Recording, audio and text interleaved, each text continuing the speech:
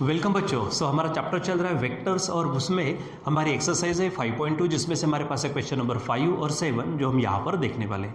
इसके पहले हमने क्या किया था कि यहाँ पर section formula for internal division, external division देखा है, मिड पॉइंट फार्मूला देखा है, सेंट्रोइड फार्मूला देखा है ट्राइंगल के लिए और टेट्राहेड्रॉन के लिए। ठीक है, तो इसी का इस्तेमाल करके यहाँ पर हम इन क्वेश्चन को क्या करते हैं, सॉल्व करते हैं। ठीक है, तो चलो क्वेश्चन नंबर 5 पढ़ते हैं। क्या कहा उन्होंने, prove that the segment joining midpoints of adjacent sides of quadrilateral form a parallelogram।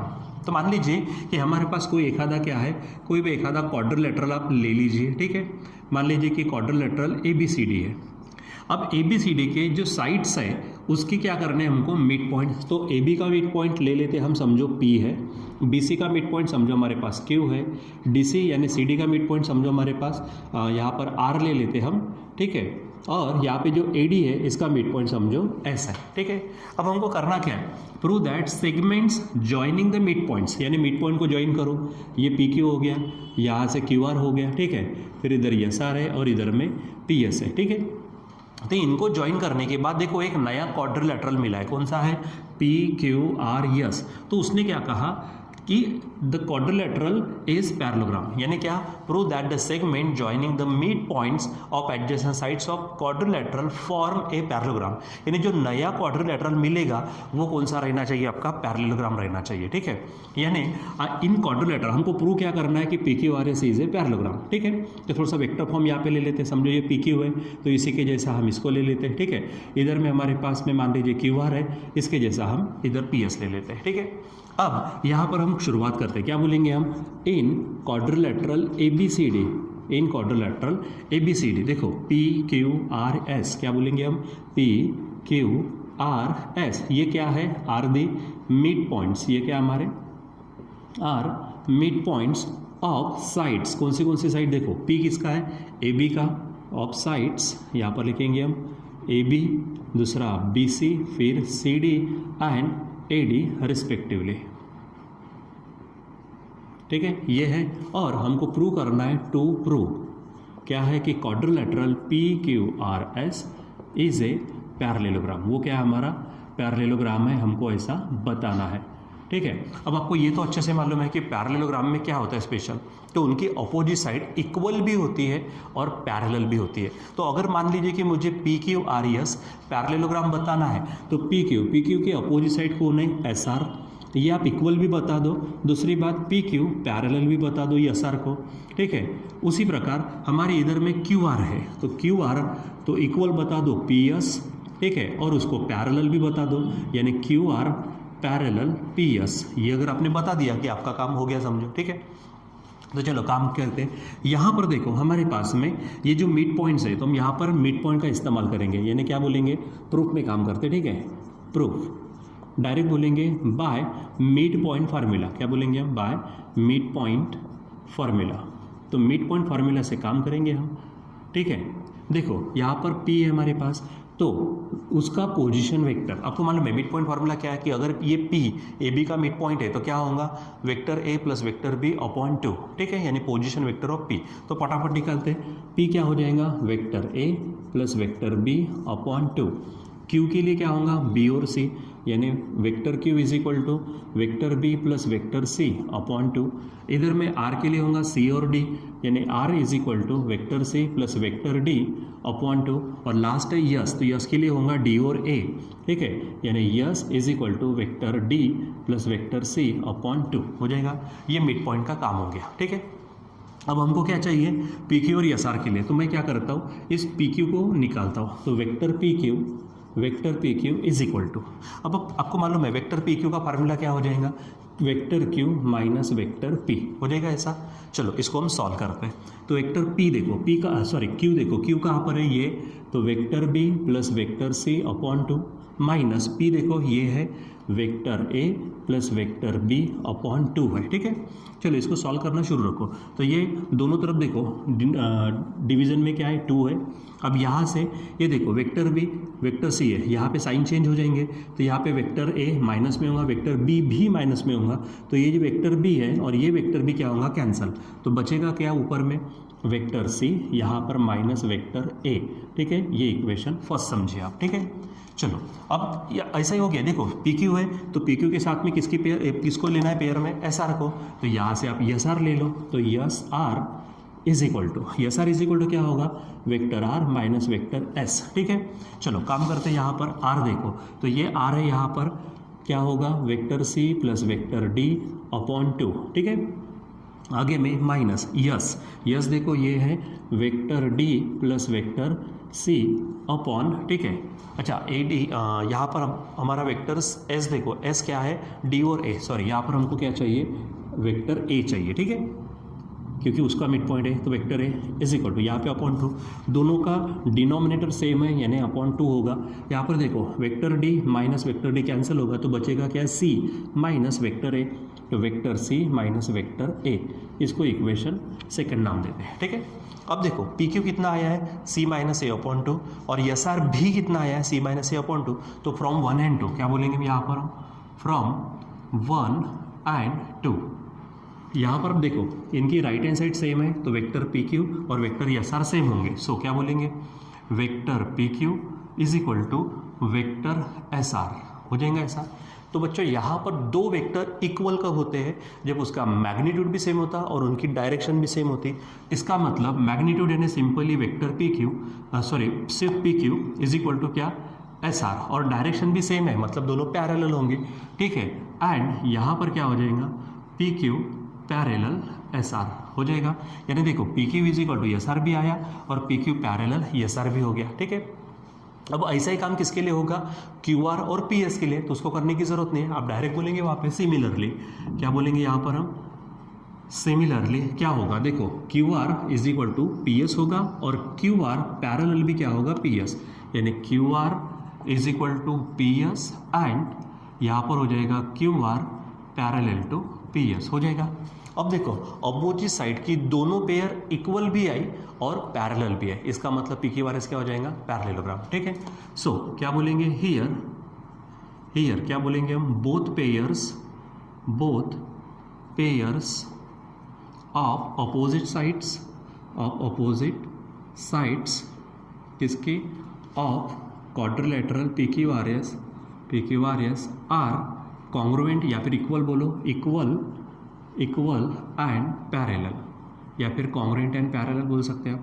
ठीक है, सो क्या बोलेंगे, quadrilateral P Q R S is a parallelogram,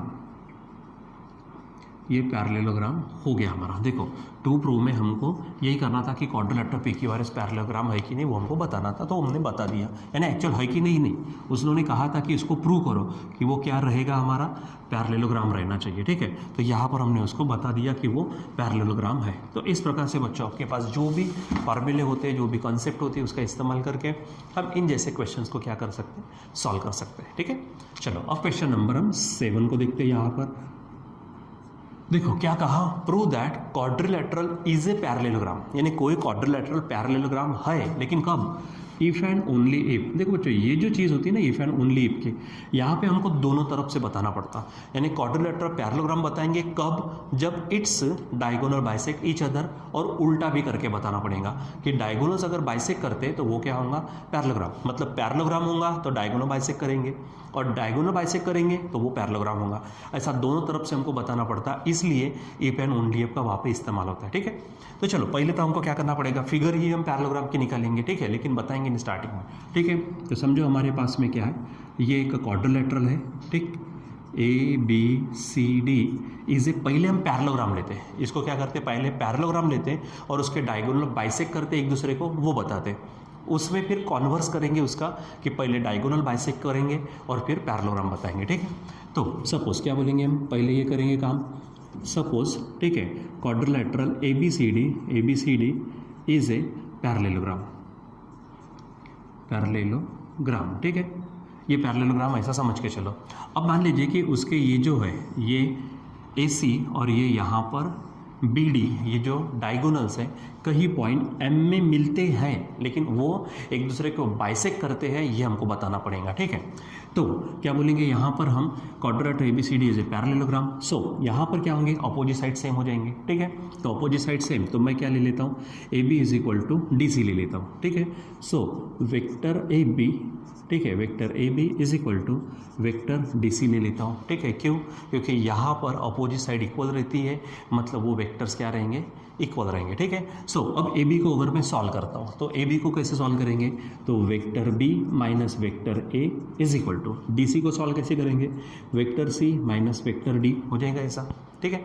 अब आप क्या करो, ये बी के पास ये डी को लाओ और सी के पास ए के लेके जाओ, यानी क्या होगा, वेक्टर बी डी इधर आएगा तो वेक्टर डी प्लस में आएगा, उधर बचा वेक्टर सी, ए उधर जाएगा तो प्लस वेक्टर ए हो जाएगा, ठीक है, ये होगा। अब इसको क्या करता हूँ मैं, दोनों तरफ 2 से डिवाइड कर देता हूँ, ठीक है, यानी डिवाइडिंग बाय 2, क्या बोलेंगे, डिवाइडिंग बाय 2, तो क्या होगा, vector B plus vector D upon 2 is equal to vector C plus vector A upon 2 हो जाएगा। लेकिन बच्चों ये देखो, ये जो फॉर्म है ये फार्मूला है हमारे मिड पॉइंट का, ठीक है।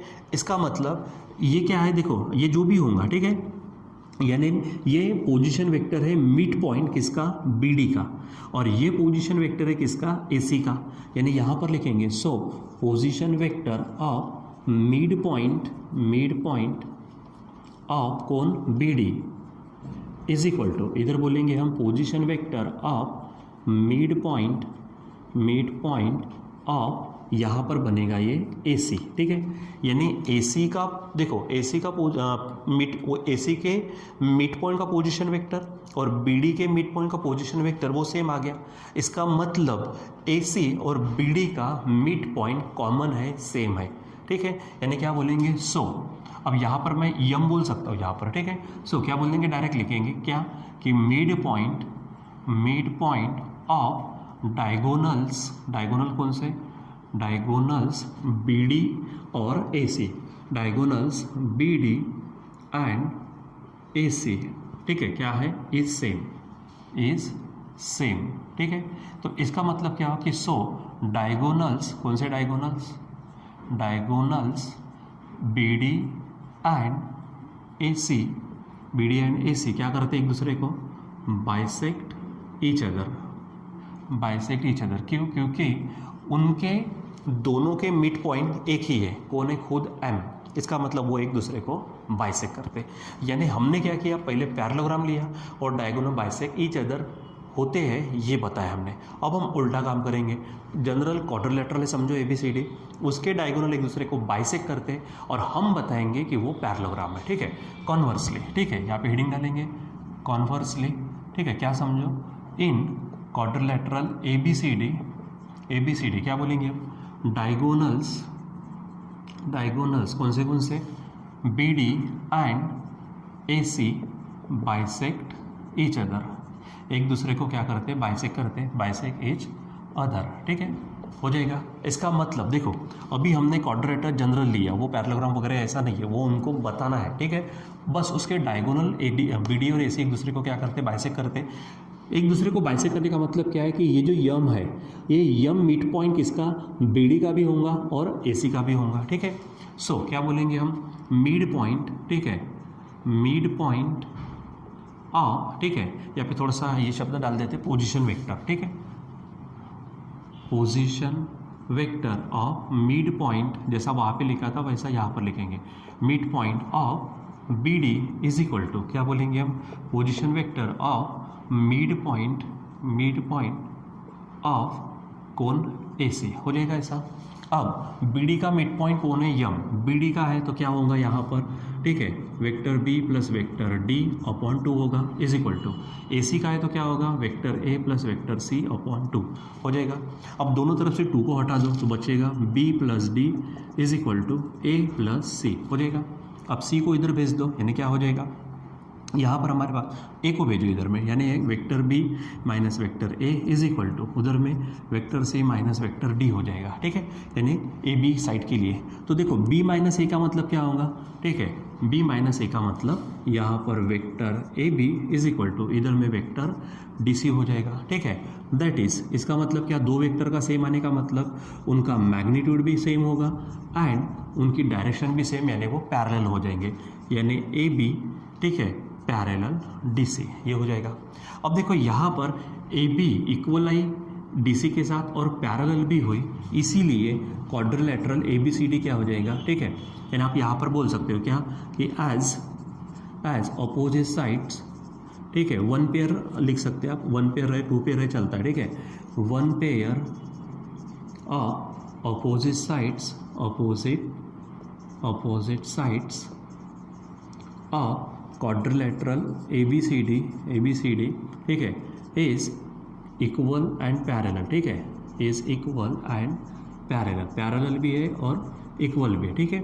इसलिए क्वाड्रिलेटरल ABCD क्या होगा, ABCD इज ए पैरेललोग्राम, ठीक है, पैरेललोग्राम हो जाएगा, ठीक है।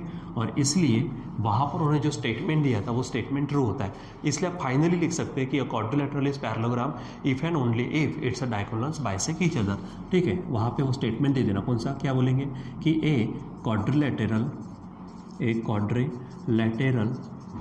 इज ए पैरेललोग्राम को शॉर्ट में लिखता हूँ मैं, पैरेललोग्राम, ठीक है, इफ एंड ओनली इफ, ठीक है, क्या बोलेंगे, it's diagonals bisect each other, ठीक है। तो यहाँ पर ये दोनों क्वेश्चंस हमारे क्या होते हैं, समाप्त होते हैं, कंप्लीट होते हैं, ठीक है। तो बराबर यहाँ पर हमने मिड पॉइंट थ्योरम का, ठीक है, यानी मिड पॉइंट फार्मूला का इस्तेमाल करते हुए पहला 5th क्वेश्चन और 7th क्वेश्चन को सॉल्व किया, ठीक है। अब यहाँ पे किसी बच्चे के दिमाग में आता है सर 6 क्वेश्चन नहीं लिया, टेंशन मतलब हम यहाँ पर लेने वाले।